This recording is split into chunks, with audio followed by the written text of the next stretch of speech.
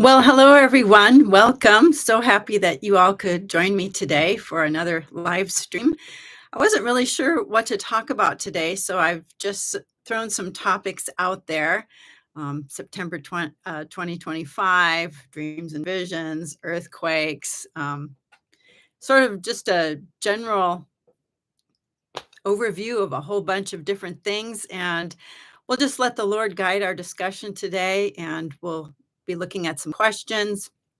And I just got to tell you that as we approach this fall, and like today is August 1st, and I realize that September is just a matter of 4 weeks out, and then September 23rd is the Feast of Trumpets. We begin the fall feast, and we're into what a lot of people call a high watch time, and yeah, that's what it is. And this year, especially, very interesting. So many things converging on the horizon. So many things when it comes to wars and rumors of wars and earthquakes and so on and so forth, and dreams and visions that people are having. So people have been sending me links to a lot of different videos, and maybe we'll touch on a little bit of that too.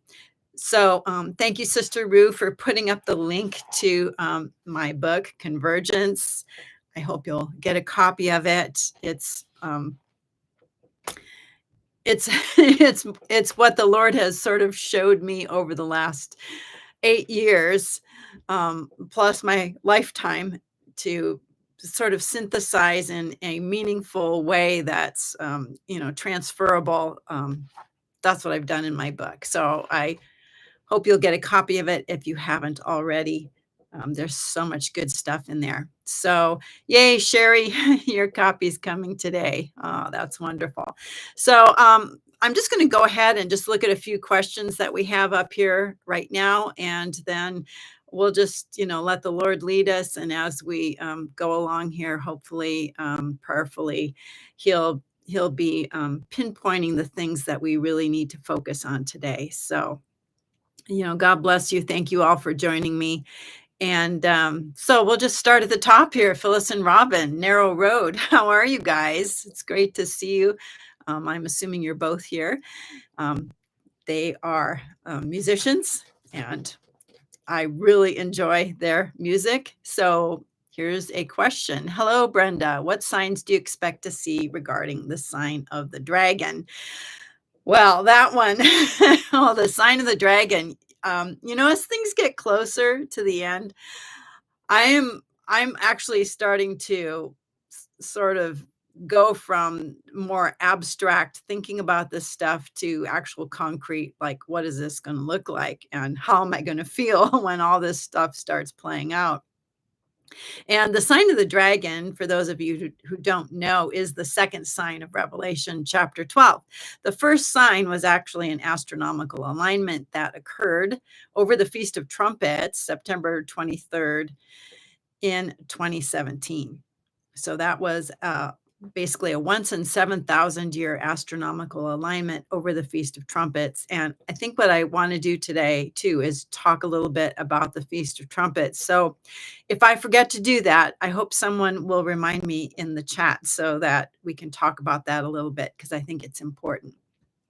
The sign of the dragon is a sign that is basically a sign for us, but it's also got some dark stuff to it.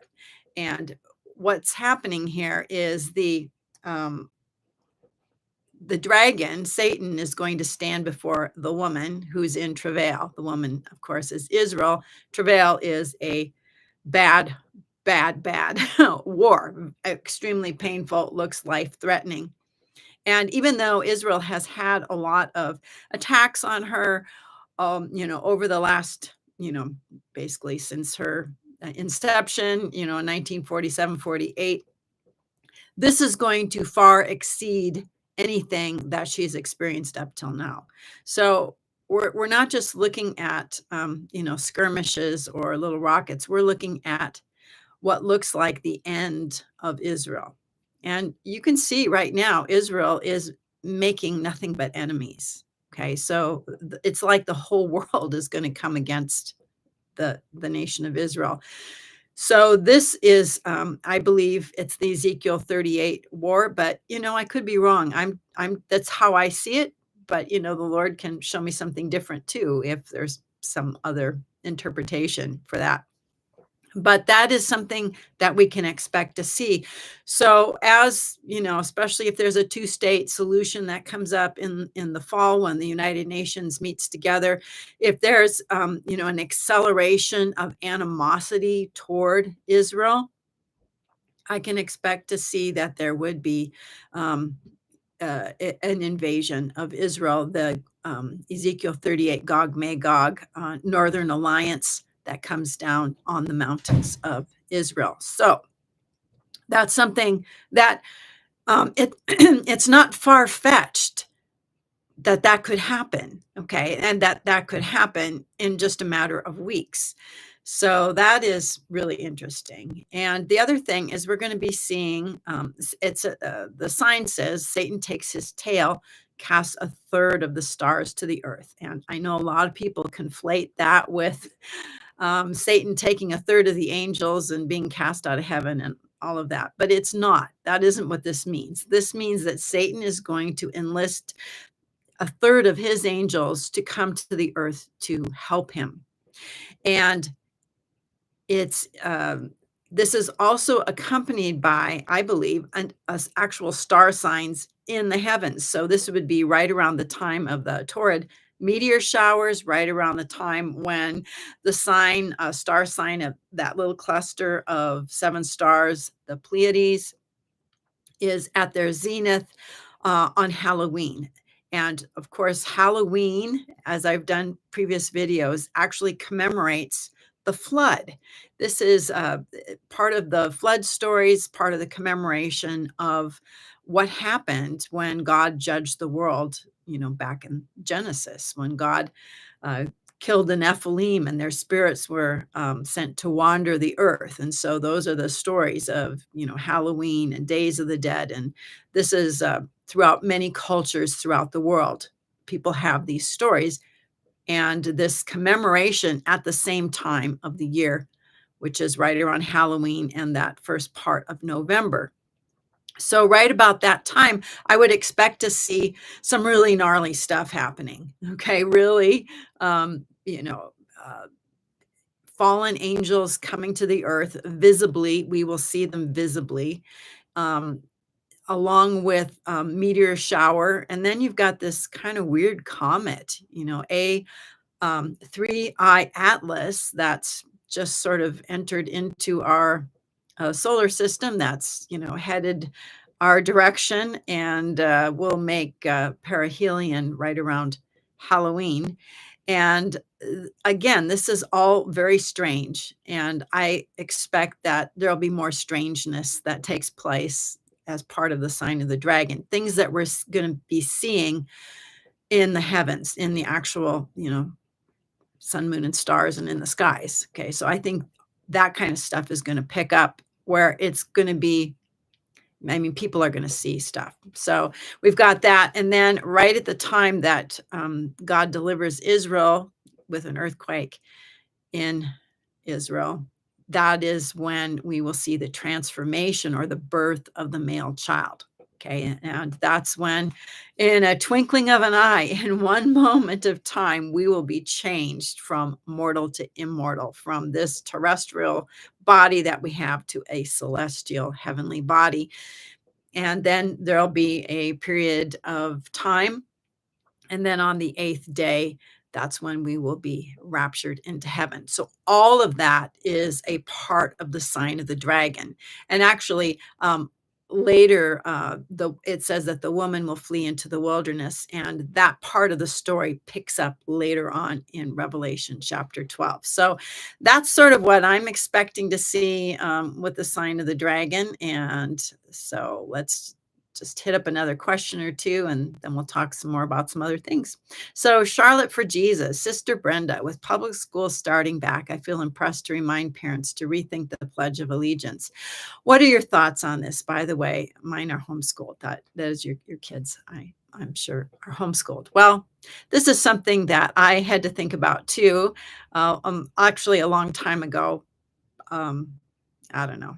It's over a decade ago when I started thinking about the Pledge of Allegiance and that we our allegiance to the flag, to the United States of America, and so on and so forth. And one day, as I'm listening to this, I realized, you can only pledge allegiance to one thing.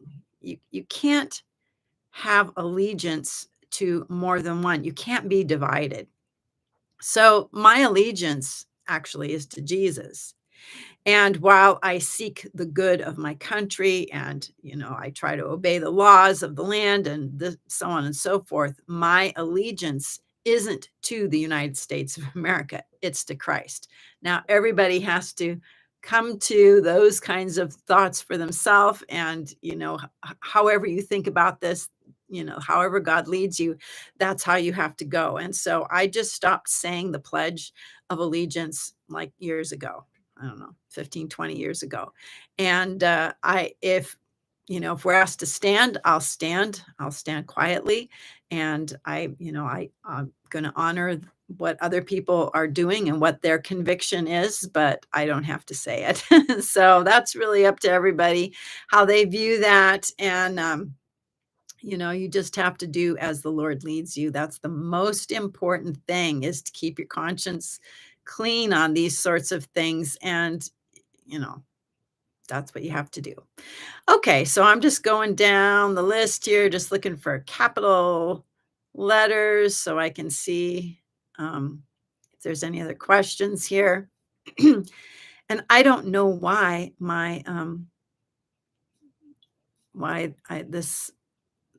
I always kind of jump in the chat here. Okay, so let's see. Where was I? Okay, let's just go down.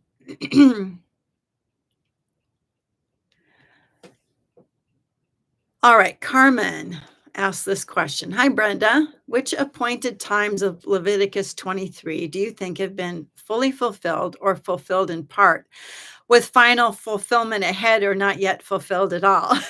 That's a great question. In fact, I was watching a video by some guy this morning, a brother in the Lord. He's a good guy. And he was talking about how only the Feast of Trumpets can be the feast day of the rapture. And then he went into a bunch of Jewish tradition about why that was so.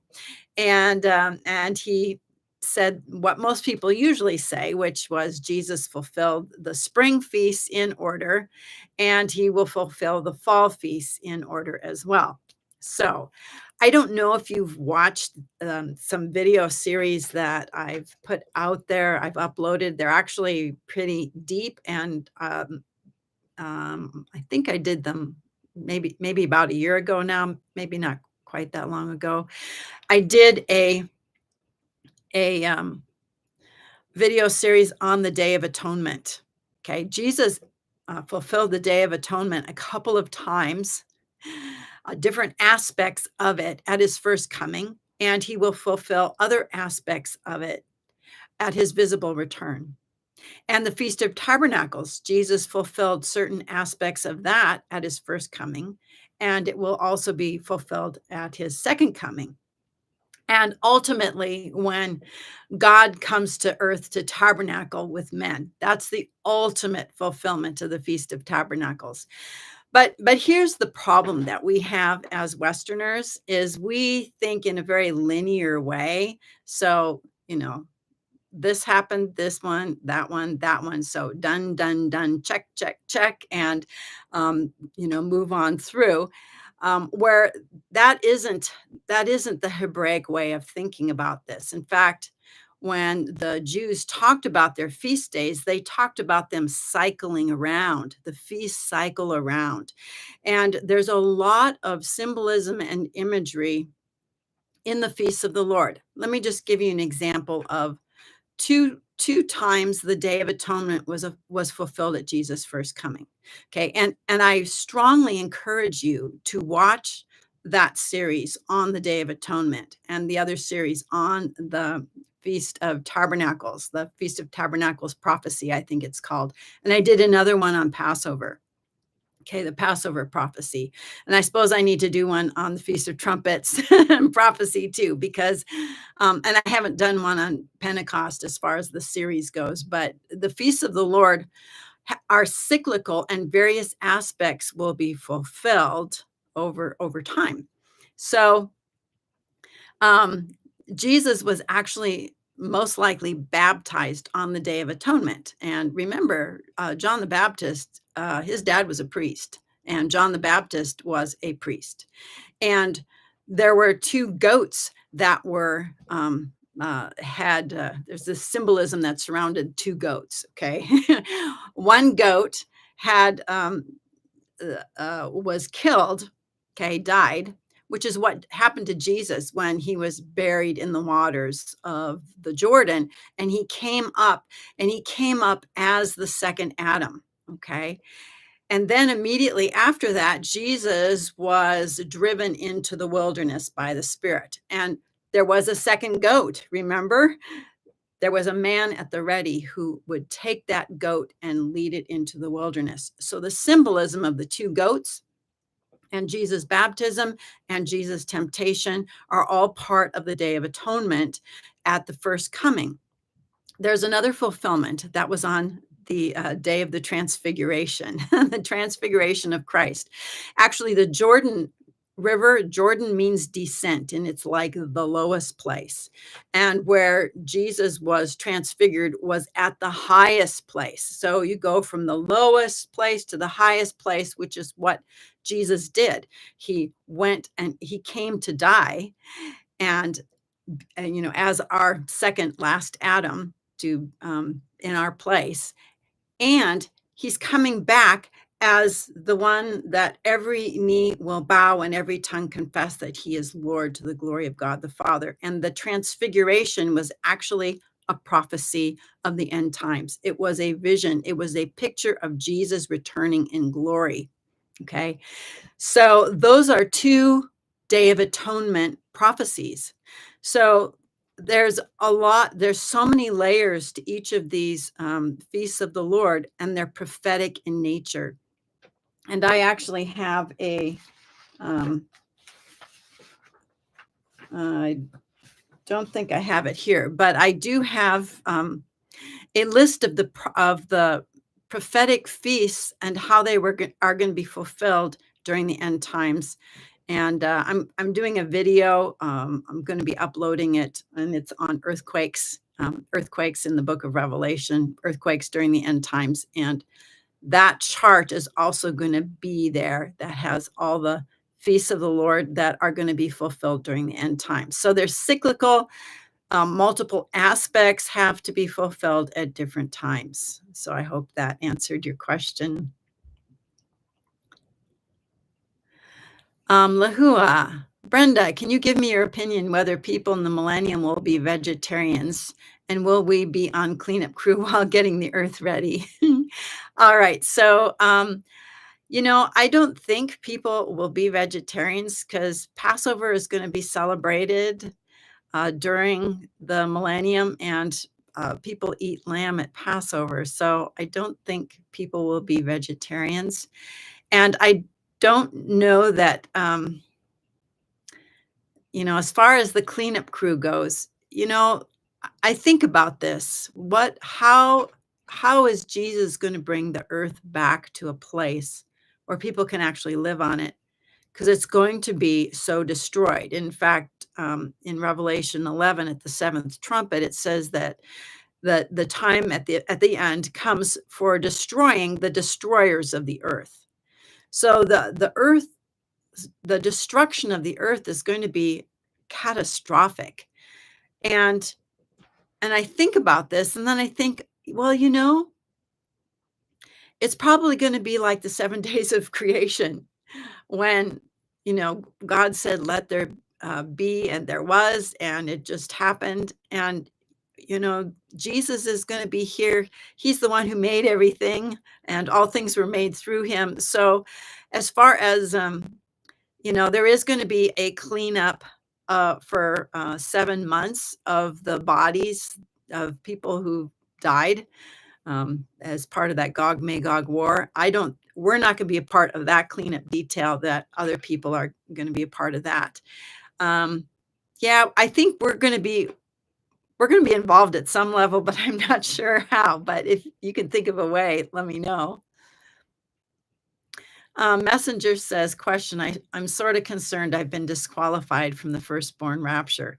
Well, I as far as I can see, it looks like you're still hanging in there with Jesus. And all that's required is that we endure, that we persevere to the very end, that we finish the race. It doesn't matter how many times you fall down while you're running the race. The point is you always get back up.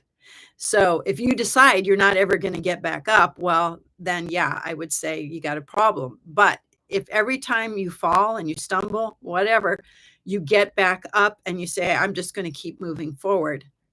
Well, you're in the race. You're still there. You're enduring, and hopefully you will endure to the very end. And all of us, myself included, I wake up some mornings like this morning and I go, Lord, am I going to go at that first rapture? Is I just pray that I endure all the way to the end. And I think part of the reason God gave us the book of Revelation is because we're going to see some really scary things, and we need to hold on to the truth that we've been given. So it's a feeling we all have, I think, from time to time. It's totally natural because God is so awesome. You know, it would be weird if we didn't worry about that a little bit. Okay. Kaibo, can you discuss the Atlas comet coming? Well, I am I'm not very knowledgeable about it, but I have been watching quite a few videos um, on it, just from secular sources. And this is a very odd comet. Well, they're not even really sure it's a comet. In fact, it looks like the tail is actually coming out the front rather than the back, which is strange. It's sort of a red color, also strange. It's very, very big, also strange, and the fact that it's, actually gonna do a very close but that's coming in on the ecliptic plane rather than coming up and, going down, as far as its orbit around the sun or however its travels are. It actually is going up in through the ecliptic plane, and it's going very close to, other planets, like Mars and Jupiter, and it's weird, okay, that it's doing that. So, there's some just very strange things about it, and I'm not shocked or surprised that it's coming at the time that it's coming, and I wouldn't be surprised if, as the days go on, we find out even more weird things about it.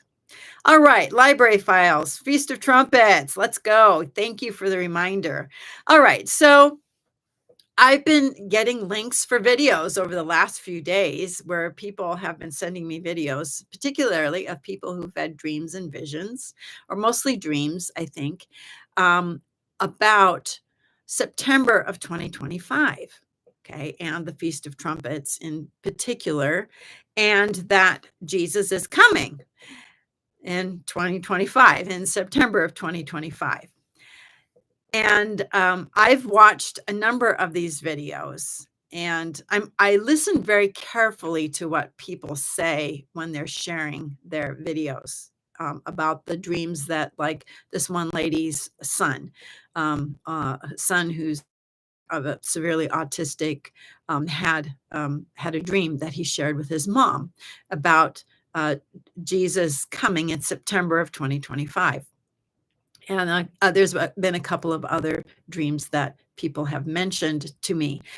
In addition, something came up on my radar, oh gosh, a month back or something, and this is, our brother, at God's Roadmap to the End, and he put up a compilation of where people have had dreams and visions of a rapture around Halloween.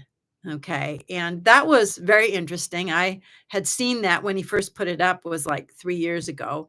And I kind of watched it again and went, that is so weird. That is so, so strange. Um, but anyway, I just want to talk a little bit about dreams.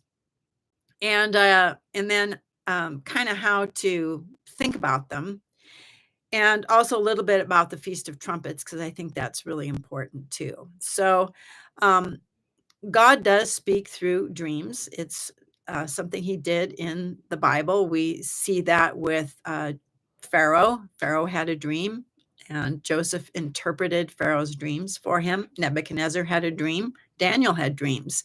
Um, Joseph had a dream where he was told to take Jesus and his mother Mary down into Egypt because Herod wanted to kill him. So, dreams are a way that God communicates with people. Since we've been given the Holy Spirit and we have the Bible, those are the two most common and reliable ways that I know of that God communicates with us now, plus through our brothers and sisters in Christ. So we have this really just very full lot of avenues for God to speak to us. But I think He does speak to us in dreams as well. And I've had a couple of dreams that I've shared on my channel. And I had a vision, and some people have asked me to talk about that as well. I'll just mention it because it goes along with one of these dreams that somebody had. And my vision was in 2015, long time ago, 10 years ago now, before I did any work, before I wrote any books, before I did my intense deep dive into the book of Revelation. I had a dream, or had a vision rather, and I had a computer that was on its way out, and I was just desperately searching for information and understanding about the rapture and the end times and so on and so forth. And we're right there with the blood moon tetrads, 2014 and 2015. And at that time, the Revelation 12 sign had come on my radar, but it was still 2 years away. How can we last that long? And here we are 10 years later. But anyway, from when I had the vision in 2015, 8 years since the Revelation 12 sign.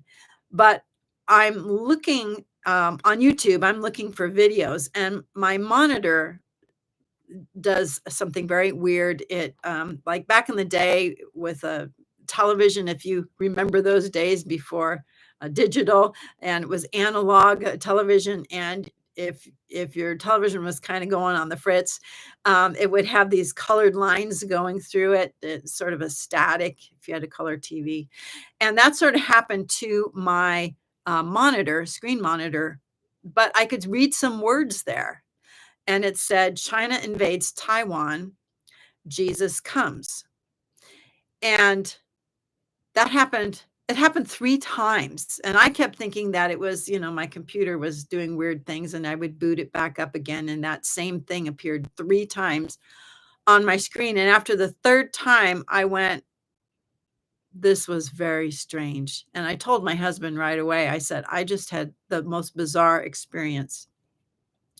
And, in my mind, when I was first thinking about this, that in my mind, I was thinking, "Oh, well, this must mean that China invades Taiwan," and I had to actually go look up what the deal was there to refresh my mind because it wasn't really on the front page of the news at that time. And, and I thought, "Oh, it's the rapture. Jesus is coming to rapture us. This is the rapture. China invades Taiwan, and then it's the rapture." Well, that isn't exactly what those words said. It said Jesus comes or Jesus is coming. Okay. And I think it was Jesus comes. And I went, okay, I'm just going to stop here. I don't know exactly what that means, except for there is a connection. That's all I know. And one of these other videos that I watched just recently, this young man was told that Jesus is coming in September of 2025. And uh, that may not necessarily mean the rapture. It could mean something else. All right. So the it's what's interesting is that the Feast of Trumpets this year falls on the same day that it did in 2017. So that is kind of odd. I don't think that happens often, but here we are 8 years later, and it's like we're going back to the story again, September 23rd. September 23rd of 2025 this time. And the Feast of Trumpets has had fulfillments in the past, and it had a recent fulfillment, and I believe it may have another fulfillment in 2025, especially if this is the year of our rapture. So there is reason to believe that the Bethlehem star appeared over the Feast of Trumpets. I forget what year now, 3 or 5 BC, something like that. Actually, on September 11th, that is when the star appeared, okay, over the Feast of Trumpets. So the thing about the Feast of Trumpets, when we think about that feast, we think of it's just trumpets blowing, okay? There's trumpets, but it's actually it's Yom Teruah. It's the day of loud noises, the day of shouting, the day of alarm, the day of blast, the day of rejoicing, the day of a battle cry, the day of blowing trumpets. It's not just about trumpets, okay? It's actually a call to get our attention. Okay, so it is an attention grabber. That is primarily what the Feast of Trumpets is all about, and especially as we see fulfillments of it. So the Bethlehem star was one fulfillment of the Feast of Trumpets. It happened at that time of year, and it was in the starry heavens.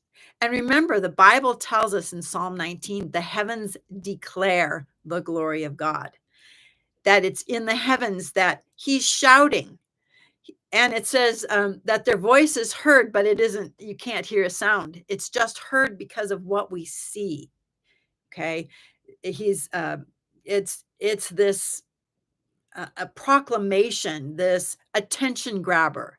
Now, not everybody, you know, it didn't grab everybody's attention, that Bethlehem star, but it did grab the attention of the wise men who came and saddled up their camels and went into Jerusalem to see if they could find the King of the Jews there. And of course, he wasn't there. He was in Bethlehem, and that started a whole series of events that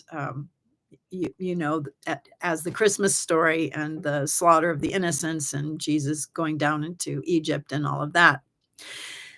There was a second fulfillment of the Feast of Trumpets, okay? That was the day that John the Baptist appeared. It was over the Feast of Trumpets. And he was shouting, okay, prepare the way of the Lord. Okay, he was the voice of one shouting in the wilderness, prepare the way of the Lord. When people came to him in John chapter 1, it says that, people, representatives from Jerusalem came up and asked John, well, who are you? Are you Elijah? Are you the prophet? Who are you? And John says, I'm not any of these things. He said, I am the voice of one shouting in the wilderness, prepare the way of the Lord. He was a trumpet. He was sounding the alarm. He was blowing the trumpet. He was making the battle cry. He was giving the alarm, the warning that the Messiah was coming. That was a fulfillment of the Feast of Trumpets. That was stuff that happened at Jesus' first coming. Okay, so fast forward 2,000 years, here we are just prior to Jesus' second coming. And what do we have? Well, we don't have the Bethlehem star, although there are people who said we had a little repeat of that. But we have the Revelation 12 sign, okay? Everything lining up, a once in 7,000 year starry alignment with everything in place, including the planet Jupiter in retrograde motion inside of Virgo, the woman, for 9 months, over 9 months. Okay. And then exiting when the crescent moon was at her feet. Okay. And that was on the Feast of Trumpets in 2017. That was one fulfillment of the end time Feast of Trumpets. Okay. Now, at Jesus' first coming, we had John the Baptist who came in the spirit and power of Elijah. And, if things, if pattern is prophecy and, all of that, then it's very possible that that would be the day that the 2 witnesses show up doing their proclamation, okay? That could be when that happens, okay, on the Feast of Trumpets. Am I saying that that is a for sure thing? I don't know, but it is a possibility because I'm looking at the patterns here. I'm looking at prophetic patterns, so that is very possible that that could happen. Now, here is something else that people don't talk about because we've basically been encouraged to not go down this path or go down this direction. And this was something that I discovered actually when I was listening to that young Jewish boy, Nathan. He had a near-death experience in 2015, and I listened to his what he shared, and I listened to it numerous times because it was really interesting, and that was the first time that I thought about a bunch of things, okay? I'm not gonna go into detail here, but what I realized is that it's very possible that even though we've been told, through, pre-tribulation and even post-trib and mid-trib and pre-wrath and all this stuff with 7-year tribulation, all of that. There's only one rapture, and Jesus comes in the clouds to get people. He never actually comes to the earth until his glorious return at the second coming. Well, when you read the book of Revelation, you actually find out that that is probably not what's gonna happen. And it was rather shocking to me because in my mind, Jesus doesn't actually show up until the second coming. But when we read the book of Revelation, we see this angel, okay? And don't let that word trip you up because Jesus isn't a created, spirit being. He is a messenger, which is all that word means. Angelos or Malak, it simply means a messenger. And in the scriptures, you can have a human messenger that maybe rather than saying angel or Malak, it'll say messenger. Or you can have angels, the way we typically think of them as messengers, or you can have Jesus as the angel of the Lord, who in the Old Testament is actually associated with God. And Moses told the people that God said, I'm going to send my angel before you. And you have to listen to him and do whatever he says because my name is in him. My name is in him. And then there are multiple um, times that you read about this angel of the Lord, this angel of the Lord who appeared in the pillar of cloud and fire, the angel who appeared over the waters in Daniel chapter 10, who in Daniel 12 raised his right hand and swore by him who lives forever and ever that the time of trouble for Israel would be for a time, times, and half a time. In Ezekiel chapter 1, you also see this man, this angel, this is God. It's Jesus. It's the a pre-incarnate appearance of Christ. So what the book of Revelation does is it takes all those Old Testament appearances of Christ where his face is shining like the sun and he's wearing a golden belt and he has feet like bronze and a voice like many waters, takes all that Old Testament imagery and puts it into the imagery of Christ in the book of Revelation. And most Bible teachers that I've listened to for, over the last, I can't tell you how long, when they talk about when they come to these places where you see an angel wrapped in a cloud with a rainbow over his head, and he comes to the earth. He descends to the earth and he puts one foot on the sea and one foot on the land. And they just go, oh, well, that's just some angel. And I'm going, pardon me? That's just some angel? No, that's Jesus. Jesus is going to descend to the earth. He descends to the earth, and it says in Amos, it says in Revelation 10 that he roars like a lion. And if you go to Amos chapter 3, it says, does a lion roar unless he's captured prey? And who is the prey that Jesus is going to be taking? What is his prize? Well, it's people who are dead, who are in the sea, okay, the sea of death. People who are living, who belong to him, who are in the land of the living. This is when he comes and he claims his own. And this is, I believe, the time when believers are transformed and the dead in Christ are resurrected in heaven. So you hear the seven thunders sounding in heaven. Okay, this is all a transactional deal that's happening between earth and heaven. This is Jesus. Okay, this is Jesus. And Jesus is going to have multiple appearances on the earth before he comes in glory. Okay, before he comes in glory. And I've done videos on appearances of Christ during the end times, and I think I'm going to re-highlight that one again because there's at least 3 appearances of Christ that may happen just prior to our rapture, before we are caught up to God and to his throne, and that is in the fall. Okay, it'll most likely will go past the Feast of Tabernacles into the days of Noah, which will it's not because there's a delay. All right, but there's 3 appearances of Christ in the book of Revelation that time on a timeline, they appear before we're raptured.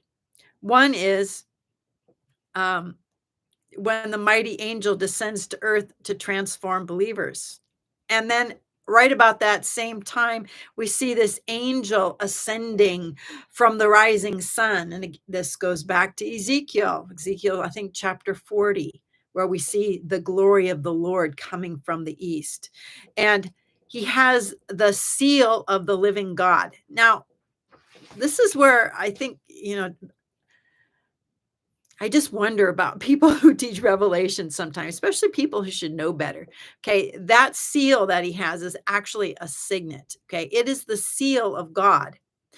Anyone who has the seal of God carries all God's authority. Okay, what angel carries all of God's authority? Only Jesus, as the angel of the Lord, carries all of God's authority.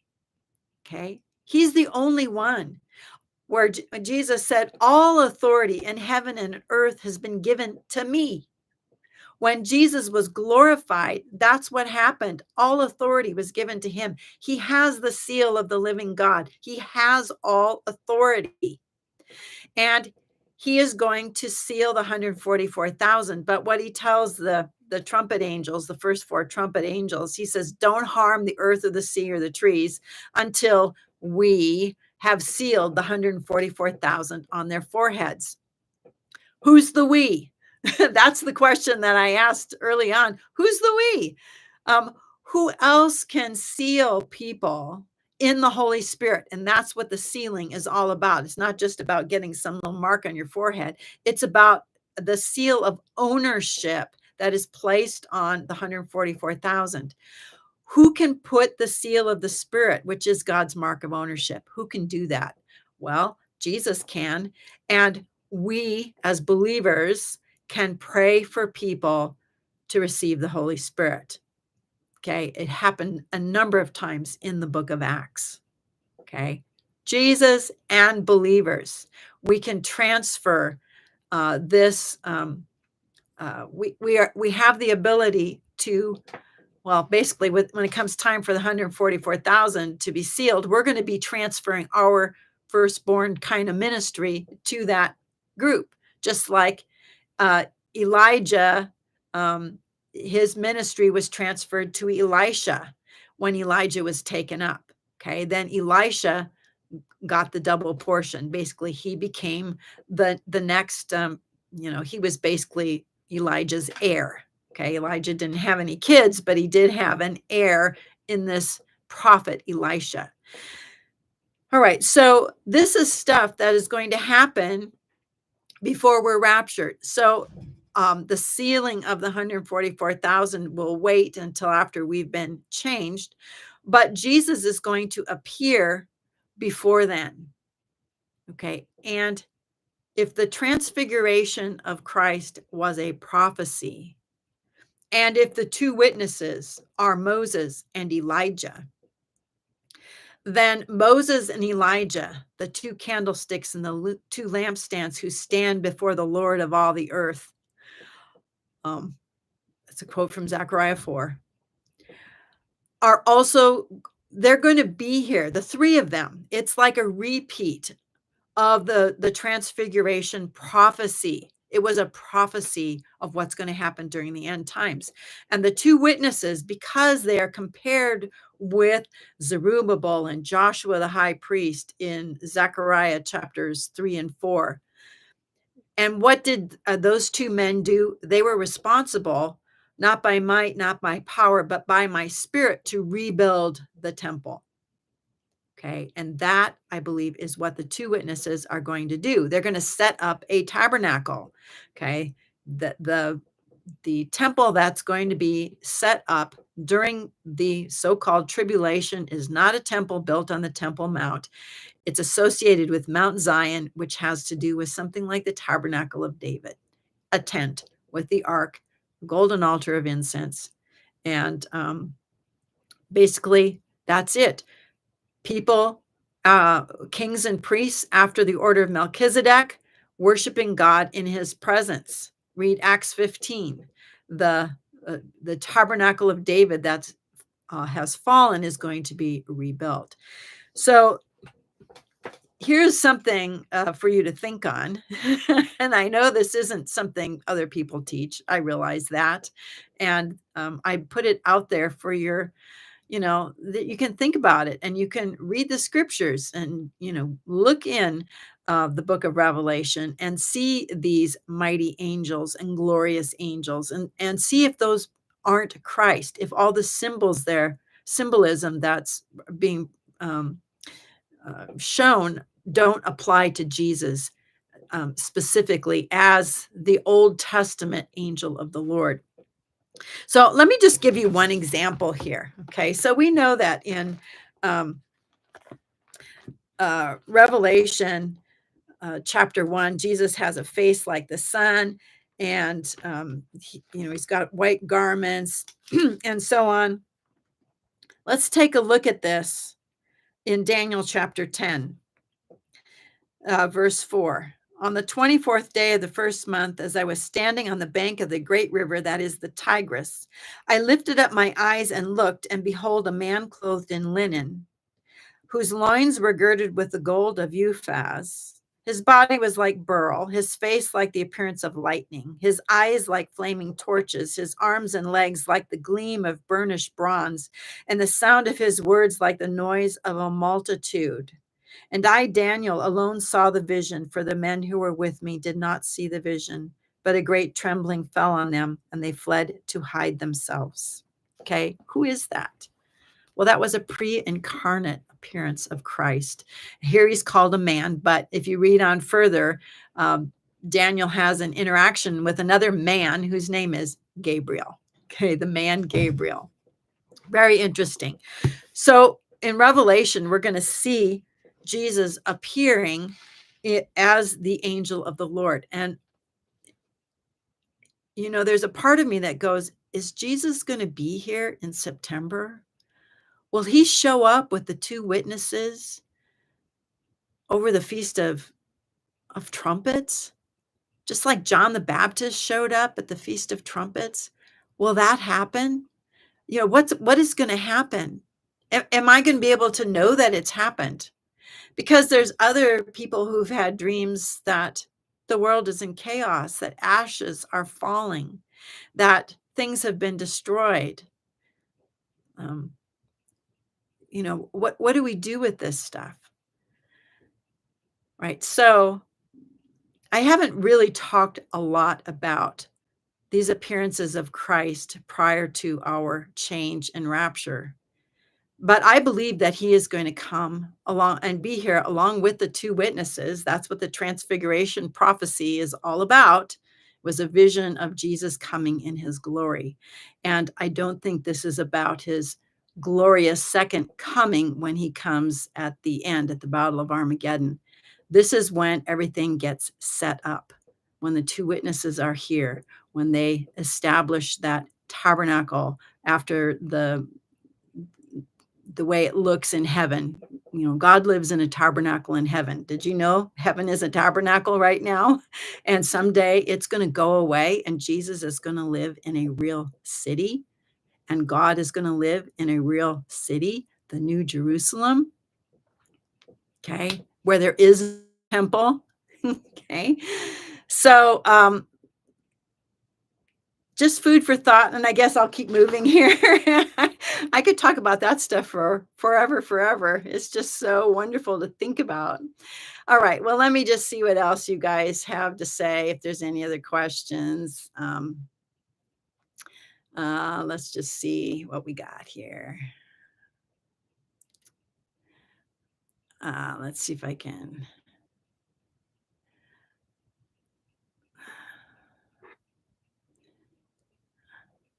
So I apologize if I skip over your question because when I scroll down, it just jumps and it's hard to find where I was. So I really apologize for that. And if you have a question that you would like me to answer, you can put it in the comment section after this video has been uploaded. Deb Ranker, have I seen any of the videos on flat Earth with a dome like a firmament? Yes, I have. Any thoughts on that? None that I want to share. That is such a hot topic. Oh my goodness. And I just am not going to go over that direction. So, all right.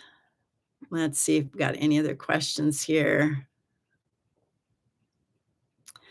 Daisy May 3773, the 9th of Av is Sunday, August 3rd, a day of destruction. Be ready for the rapture. Yeah, no rapture then, but I know there are people who are thinking that may be the case. But here, I will say something about the 9th of Av here that's very interesting. The actual the day that they are celebrating, it's not really a celebration. The day that they're observing the 9th of Av is actually on the 3rd, because if the true 9th of Av falls on a Sabbath day, they do not observe it on the Sabbath. And actually this year, the unofficial 9th, but the actual 9th of Av is on August 2nd. Now, August 2nd also happens to coincide with a high satanic day. So it wouldn't surprise me if something catastrophic did happen on that day. Okay, just an FYI. All right. Let's see. Yeah. Rebecca, do you believe we are still supposed to see any victories here in this world, or are we just at the point of enduring evil? Just seems to prevail. Evil just seems to prevail personally, but very heavily with oppression, injustice, and so on. Well, I think we should really expect that there will be an uptick in warfare, personal warfare, just things that are happening in your own personal life. Just expect it. Don't be surprised when it happens. And what Paul tells us in Ephesians, that is that we're to stand. Just stand your ground. Don't give up. That we're not battling against flesh and blood, but against powers and principalities and spiritual hosts of wickedness in heavenly places. And you have to understand that as we're heading into this storm, it's going to look like the forces of evil are winning. Okay. And that actually is God's plan. Okay. And that's how he won at the cross, was because he allowed the forces of evil, Satan, to overstep his bounds. And when Jesus voluntarily laid down his life, Satan overstepped his bounds, and that's how Jesus got the victory over death. Okay, was because it looked like the power of darkness was prevailing. And that's the game plan. Okay, that's the game plan for the end times. It's going to look like Satan, the enemy, all the fallen angels have won, especially after millions and millions of Christians are killed. There's so many martyrs, you can't number them, millions of them. And that is going to make these people, these, Satan, the beast, the false prophet, all the earth dwellers and so on and so forth, they are going to think they won, that the earth belongs to them. Okay. And the only way they can think that is if it looks like they've gotten the victory. So, what we can see is, in our future, it's going to look really, really dark. It's headed that way. We're heading into a storm. We're heading into darkness. But as the day grows darker out there, it should be growing brighter in our hearts, because we know that Jesus is coming. Jesus is coming. And, just stand your ground. The battle isn't against people, it's against spiritual hosts of wickedness. So just remember who the enemy is. Um, uh, OSAS, Truth, Rapture, Ready. Why are people talking about a new wine rapture? That's all like the same 3 channels keep talking about rapture bingo. Well, yeah, new wine rapture. Okay. They're using the Dead Sea Scrolls and a bunch of other things like that to try to set a date for the rapture. And, I just wish people would look at Revelation. I really do, because the whole story is there in the book of Revelation. It's the end time story, and there's nothing about the Feast of New Wine at all. So that date will come and go. We'll still be here, and then it'll be on to the next one, to the Feast of Trumpets, and then we'll still be here, and it'll be on to the Day of Atonement. We'll still be here, and so on. So, yeah, it's okay. It's all right.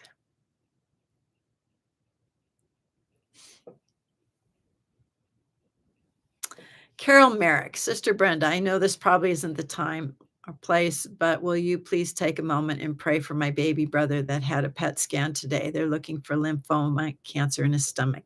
Well, this is the time and place. So I hope everybody in the chat will join me as we pray for him. And I don't think you left his name here. So, dear Father in heaven, I just lift up Carol's brother, her baby brother. And chances are he is very concerned. Well, I know he's concerned. His sister's concerned. All the rest of the family is anxious about the results and what might be happening with him. And Lord, the first answer to prayer is actually peace. That we're to cast all our cares on you because you care for us. And that the peace of God that passes all understanding will guard our hearts and minds. And I pray first for peace for the hearts and minds of everybody involved, for Carol and her brother and everybody, that just supernatural peace would envelop everybody. And Lord, I pray for a good outcome, for a positive outcome.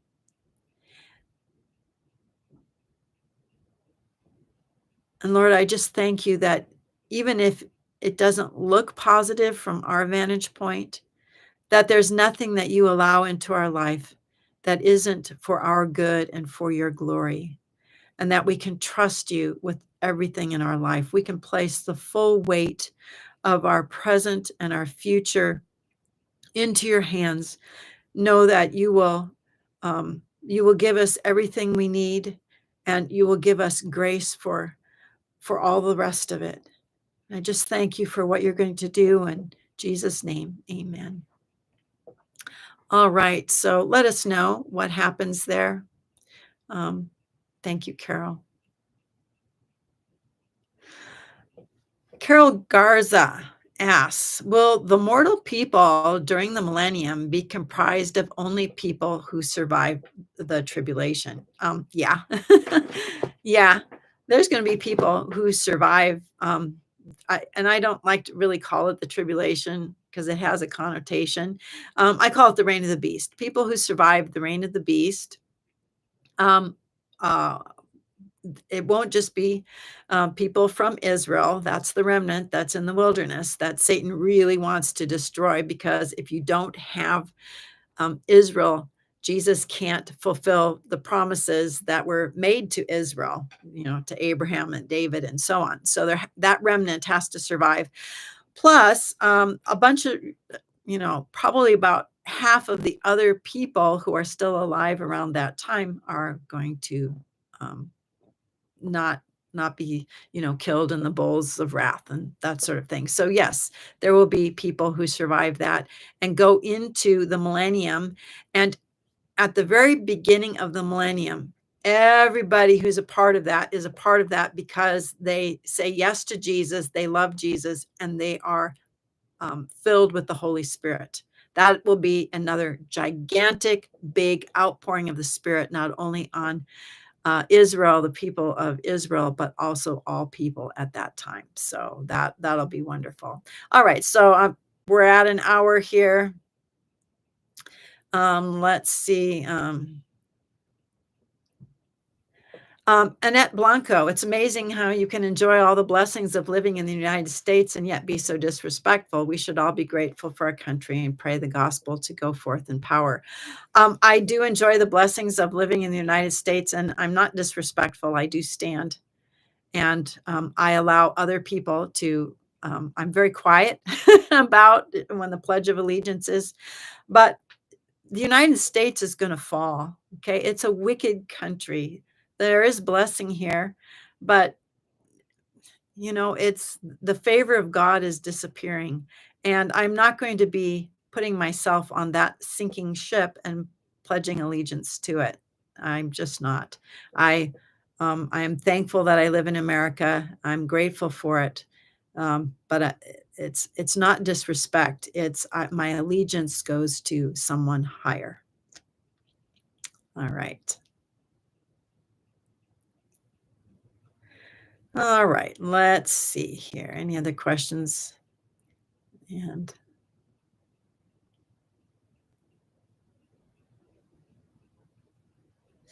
okay. So JKC 007, what are you thinking is the window for the rapture now if it's this year? The rapture would be in early November. So after the sign of the dragon and probably after Halloween, it would probably be right around November 7, 8, 9, right around there. Okay.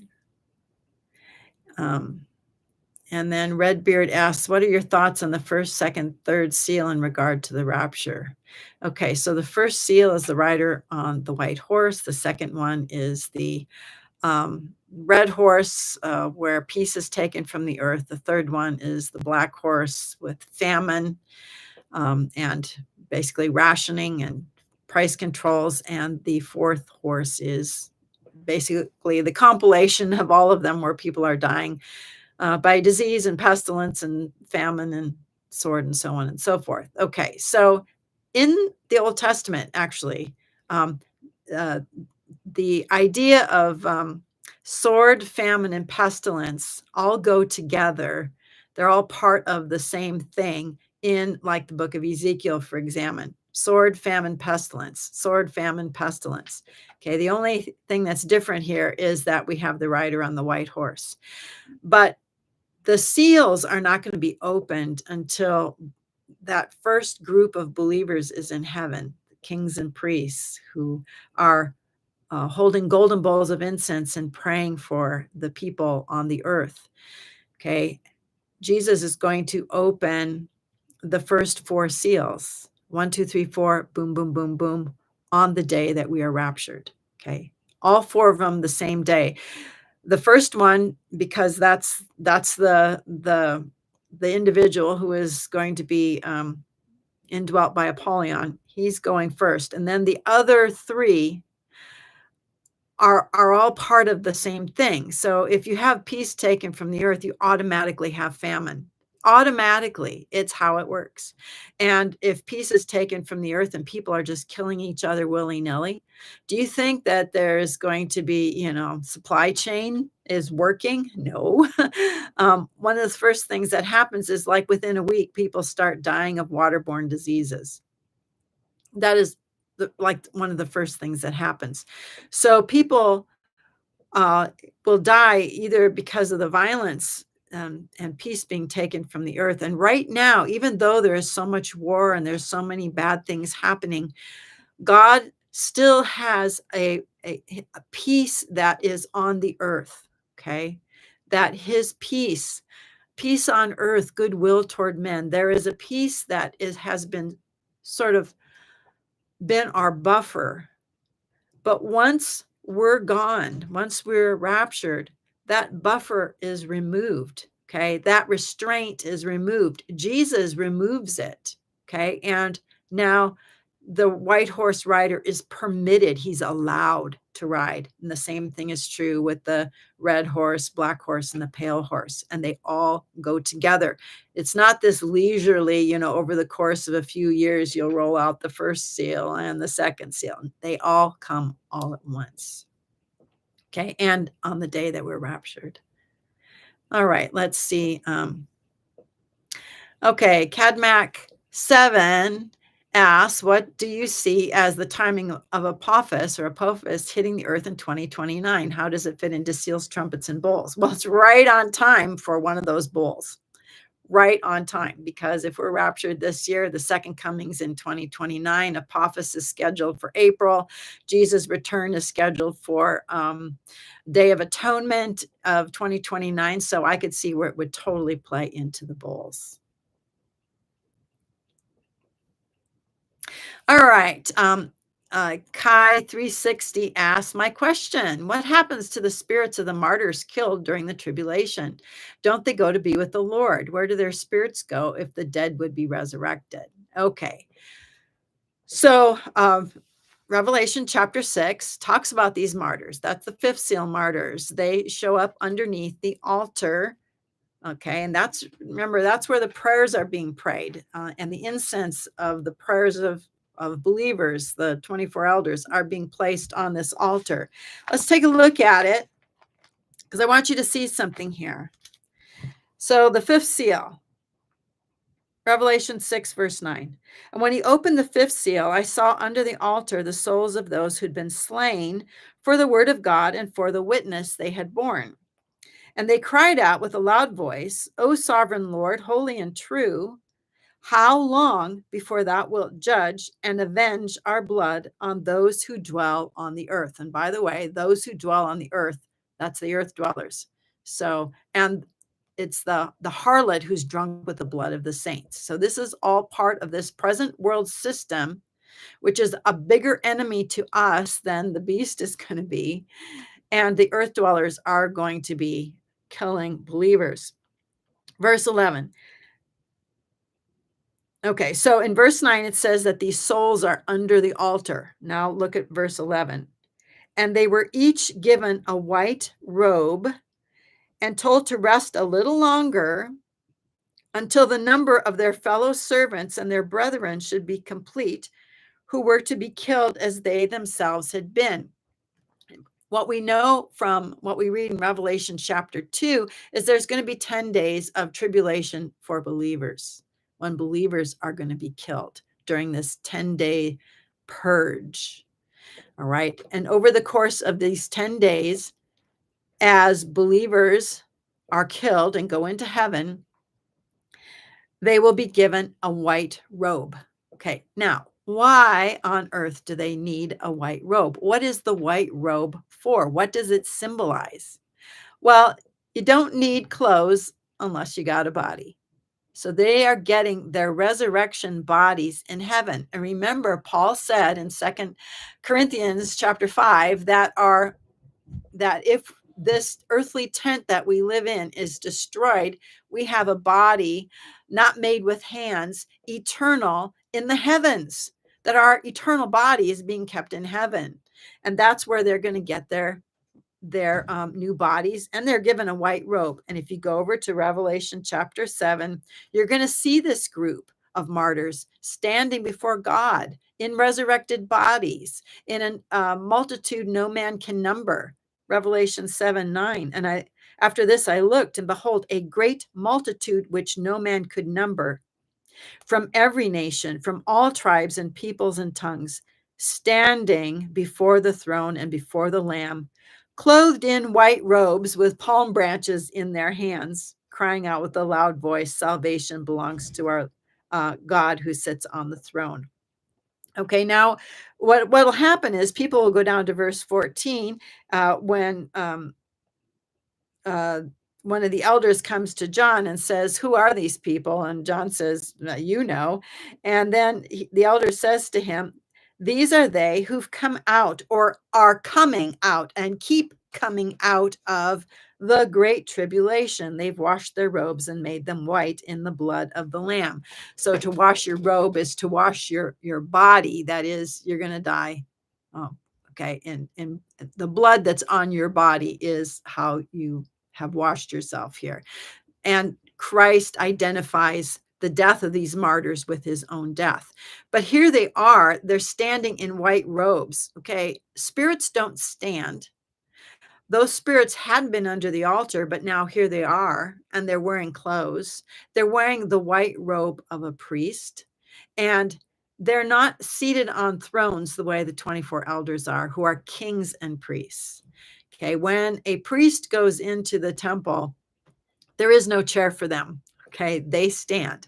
And the rest of the chapter tells us that they're going to be ministering in this God's temple. Verse 15. Therefore, they're before the throne of God and serve him day and night within his temple. And he who sits on the throne will shelter them with his presence. So this is whenever a believer dies, their spirit automatically goes to be with the Lord. To be absent from the body is to be present with the Lord. And these martyrs are going to be underneath the altar. And then they will be given white robes. And because they have a resurrection body now, which is being kept in heaven for them. And then they are going to be standing before the Lord, before God in his heavenly temple. So I hope I answered that question for you. Oh, I can see where I'll just do one more question here. Cynthia Bartow, why do you believe fall rather than spring, which was when Jesus came the first time? Actually, Jesus didn't come the first time in the spring. Okay, he came in the fall. Okay, Jesus was baptized in the fall. That's when he came. He was anointed with the Spirit in the fall. Okay. And I'm assuming that you're looking at a bad interpretation of Daniel's 70th week when people say that he was anointed when he came as king in the spring on the, triumphal entry, Palm Sunday and all of that. But there's no record of Jesus being anointed anything. He didn't become the Messiah at that point in time. But he was anointed with the Spirit. That's what it says in the book of Acts, anointed with the Spirit at his baptism in the fall. Okay, so that's why he came. He came in the fall. But here's the deal. The Revelation 12 sign actually anchors us in time. It gives us a point in time. The Feast of Trumpets, 2017. Okay, it gives us a time frame. And Jesus' second coming is going to be in the fall as well. And the way the Jews do their year, they have their religious year in the spring, beginning in the month of Nisan. They have their civil year with kings and all of that. Starts in the fall with the 7th month. Okay. And the first coming of Christ was about forgiveness of sins and all of that. The second coming of Christ is about him ruling as king. And so that will begin in the fall as well. All right. Well, I'm just going to have to stop here. And I don't want to continue on too much longer because it gets a little hard to um, people don't want to watch a video that's too long. All right. So thank you so much for joining me. If you have a question, go ahead and leave it in the comments once this video is uploaded onto YouTube as a kind of a permanent video. And I hope you'll share this video with other people. If you've got any questions, other questions, stuff I've talked about, anything, any comments that you want to make, I hope you'll make those underneath that, the video. So thank you so much for joining me. Thank you, mods, for being here too. I just so appreciate you guys. You just don't know how much I just feel loved and blessed by you. So thank you all, and we'll see you on another video. Have a blessed day, blessed evening, blessed afternoon, wherever you are in the world.